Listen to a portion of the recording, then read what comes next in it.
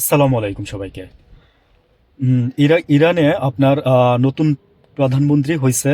সে হচ্ছে খামিনি সাহেবেরই ছোট ছেলে, মেজ ছেলে, আপনার মুস্তফা আলী খামিনি। তো ওনাকে জনগণ রায় দিয়ে আপনার নির্বাচিত করছে। গত এক সপ্তাহ যাবৎ এটা নিয়ে ভীষণ আলোচনা হচ্ছিল যে কে হবে প্রধানমন্ত্রী ইরানের। তো ইরান যেহেতু আপনার মুস্তফা আল খামিনি আপনার এই শপথ নিচ্ছে, এর মধ্যে সরকারের আবার যারা বিপক্ষে ছিল তারা আবার এটা নিয়ে প্রতিবাদও করতেছে। আচ্ছা, এনিওয়েজ ওইটা কোনো সাবজেক্ট না, ওটা অচিরেই ঠিক হয়ে যাবে ইরানের ভিতরে। কিন্তু এদিকে ইরানের যে যুদ্ধটা অলরেডি শুরু হয়েছে সেটা সম্ভবত দীর্ঘায়ু হচ্ছে, আমার ধারণা আর কি। আর হচ্ছে যে অলরেডি আপনার ইসরায়েলের ওই আহ, যে বাংকার ছিল আপনার অস্ত্রের, সেটা আপনার ইরান ধ্বংস করে ফেলছে।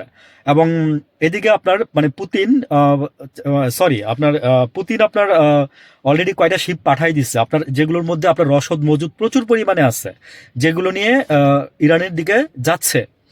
আমি বলছিলাম যে মানে প্রথম বলছিলাম যে একটা হারামিবাজি করতেছে, কিন্তু না, দেখলাম যে ভিতরে ভিতরে তারা ঠিকই রাশিয়া এবং আপনার চীন। কারণ হচ্ছে কি, চীন তো ভাই পুরাই মানে জাস্ট ডিপেন্ড করতেছে এই ইরানের তেলের উপরে।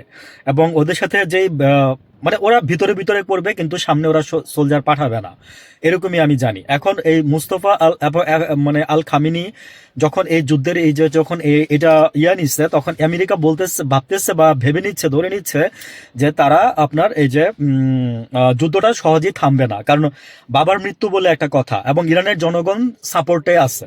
হ্যাঁ, সবচেয়ে বড় জিনিস হচ্ছে এটা, জনগণ যেদিকে সাপোর্টে থাকবে সেদিকেই সবকিছু হবে। বাংলাদেশের প্রেক্ষাপটেও সেটা চিন্তা করবেন আপনারা। আমি এখানে যদিও বাংলাদেশ প্রসঙ্গটা আনতেছি না। আচ্ছা, আর দ্বিতীয় নম্বর কথা হচ্ছে ইরানের যে আপনার এই তেল আপনার বা মানে নিয়ে যে ক্রাইসিসটা শুরু হয়েছে, এটা বাংলাদেশে একটা হুজুগের মতো হয়েছে আর কি। গত আমি তো 7 দিন আগেই শুনছি যে তেল থাকবে না বা নাই, এরকম একটা ক্রাইসিস তৈরি হইতে পারে। কিন্তু আরো 3 দিন আগে শুনছিলাম যে হরমুজ প্রণালী পার হয়ে 8টা জাহাজ চলে আসছে বাংলাদেশে, তেলবাহী জাহাজ। তো সেটা হয়তো অনেকে জানেন না। তো দেখছেন তেলের কোনো ক্রাইসিস হয়েছে তো ভালো হয়েছে না, যে তেল আনতে গিয়ে পানি দিয়ে দিছে গ্রামে ভরে। আপনারা মানে বাংলাদেশের মানুষ এতটাই মানে কি বলবো, যে আপনারা অবুঝই বলতে হয়, মানে শুদ্ধ ভাষা ইউজ করলে, খারাপ কিছু না বললে, যে আপনারা এতটাই মানে কি বলবো, যে আপনাদের বলে শেষ করা যাবে না। আপনারা 2 টাকা লবণও কিনে কিনে রাখেন করোনার মধ্যে। আপনারা কিছু মানুষ আছেন যে আপনারা ক্রাইসিস সৃষ্টি করেন নিজেরা নিজেরা। তো যুদ্ধটা অচিরেই হয়তো শেষ হচ্ছে না বা থামবে না।